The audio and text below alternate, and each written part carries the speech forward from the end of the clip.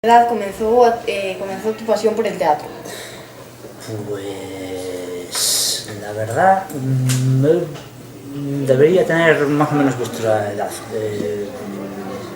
13, 14, 15 años, porque resulta que eu era un tipo moi tímido e entón para quitarme esa timidez fui con un amigo meu, con un amigo do meu irmán maior, somos unha familia de 5 irmáns, con un amigo do meu irmán maior a un grupo de teatro que se chamaba O Facho, e ali empecé a facer teatro e realmente cando eu descubrín que isto me tiraba foi cando coñecín a un actor que se chama Xavier Gómez Pan, que era un actor aficionado, pero a min chamoume moita atención que un señor que traballaba durante o día en Caixa Galicia, unha cousa de informática, entraba a traballar ás 6 da mañá e era capaz de quedarse nun ensaio hasta 1 ou hasta as 2 da mañá con nós ali, que éramos os pipiolos sin barba, con Iván Tojeiro, con Patricia Lorenzo, comigo, e estar ali con nós, interpretar con absoluta paixón en calquera ensayo. Entón eu creo que foi a persona que realmente me fixo entender isto como unha paixón, como algo que un pode...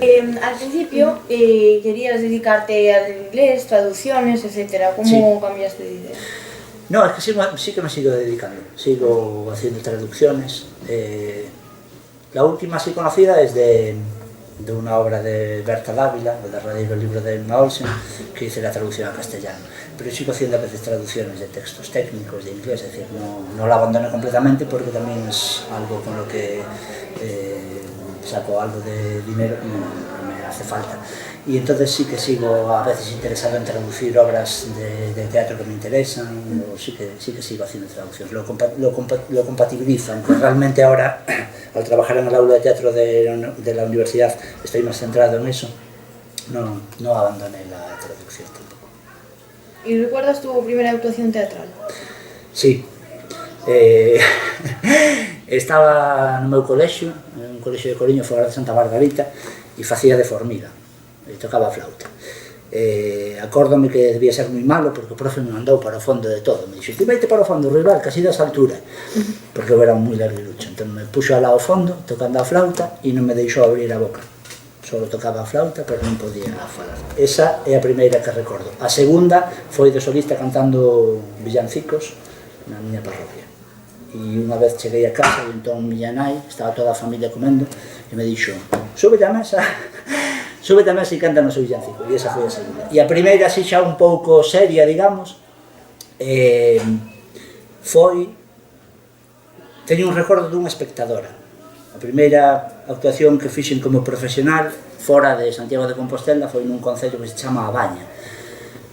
Recordo esa función por dúas cousas. Unha delas é que a estrutura era moi baixa, entón eu cando entraba saía da escena e nesa peza 4 actores facíamos 20 e tantos personaxes, era unha locura, e cada vez que entraba, daba ali cun recorte que había, seguido.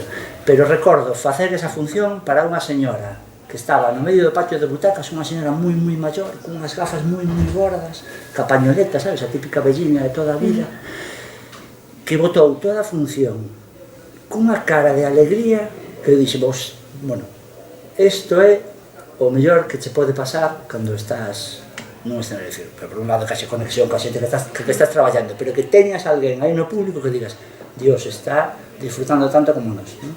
E é así o primeiro recordo que teño de profesor. Que te inspirou a hacer Limpieza de Sangre? Eu sempre escribía, cando escribí Limpieza de Sangre, sempre escribía contra algo. Limpieza de Sangre escribín contra, de alguma maneira, a profesión médica, e foi unha metedura de pata, evidentemente, pero escribía contra a profesión médica por un detalle moi estúpido, pero que é un detalle tamén revelador, non? Da soberbia, a veces eu escribía porque daquela nas series de televisión continuamente había series sobre enfermos, non? Había series sobre hospitales, non eran sobre enfermos, é falso, aí metí na pata, había series sobre hospitales, pero os protagonistas eran os médicos, así que estaban ali os doctores falando dos seus problemas de amor e detrás estaba o señor morrendo, non? Estaban ali na habitación, e sempre o que primaba eran os problemas dos médicos, non?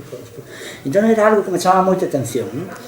Claro, para eso eu tive un antídoto moi bo, que era o Doentes de Roberto Vidal Bolaño, no que sí que falaba de enfermos, vale? Entón, de alguma maneira, eu escribín tamén contra eses médicos que, por exemplo, dan nome ás enfermidades, cantidad de enfermidades que levan os apelidos dos médicos que as descubriron ou que as catalogaron e non de poboacións enteiras ou de continentes enteiros que as sufriron.